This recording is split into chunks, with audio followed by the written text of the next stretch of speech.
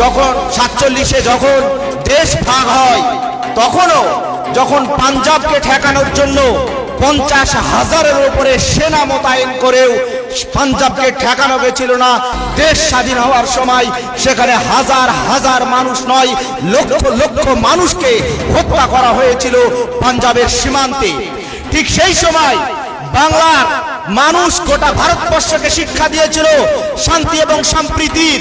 সেই সময় গান্ধীজি বাংলায় এসে সহবর্তীকে সঙ্গে রেখে বাংলায় কোনো অশান্তি হতে দিয়েছিল না। সেই বাংলাকে, যেখানে হিন্দু মুসলমানের সম্প্রীতির বাংলা ছিল, সেই বাংলাকে হিন্দুত্ববাদের পলিটিক্সের বাংলা তৈরি করেছে রাজ্যের মুখ্যমন্ত্রী মমতা ব্যানার্জি। একটার পর একটা মন্দির তৈরি করে দীঘাতে জগন্নাথের মন্দির তৈরি করা হয়েছে সরকারি টাকায়। ঠিক অনুরূপ ভাবে নিউ টাউনে 25 একর জমি দিয়ে সেখানে দুর্গাঙ্গনের মন্দির তৈরি করা হয়েছে। অনুরূপ ভাবে আমরা জানি যে মহাকাল মন্দিরের জন্য জমি দেওয়া হয়েছে। একটার পর একটা মন্দির তৈরি করেছে।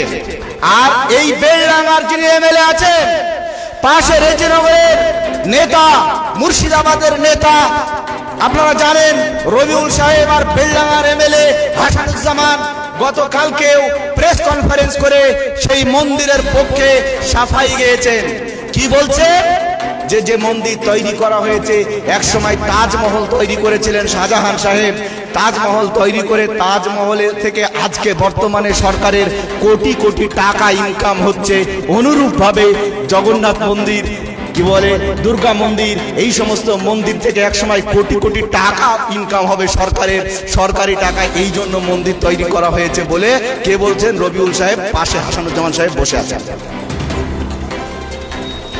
আমি হাসানুজ্জামান সাহেব এবং রবিউল সাহেবকে জিজ্ঞাসা করতে চাই, হে হাসানুজ্জামান সাহেব ও রবিউল ইসলাম সাহেব, আপনাকে বলতে চাই, শুধুমাত্র মন্দির তৈরি করেই কি সরকারি কোষাগারকে আরো সমৃদ্ধশালী তৈরি করা যায়?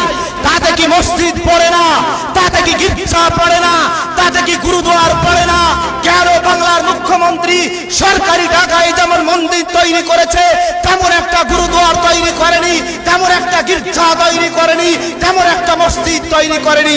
শুধু মন্দিরেই সরকারি কোষাগার সমৃদ্ধি হয়, আর কি বলে গুরুদুয়ার, গির্জায়, মসজিদে সরকারি কোষাগার সমৃদ্ধ হয় না?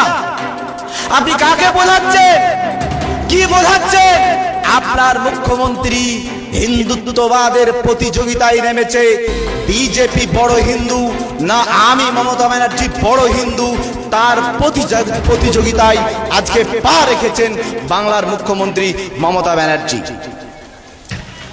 দুঃখ এবং পরিতাপের বিষয়, বাংলা কোনোদিন এইভাবে ধর্মীয়ভাবে প্রতিযোগিতায় অংশগ্রহণ করেনি।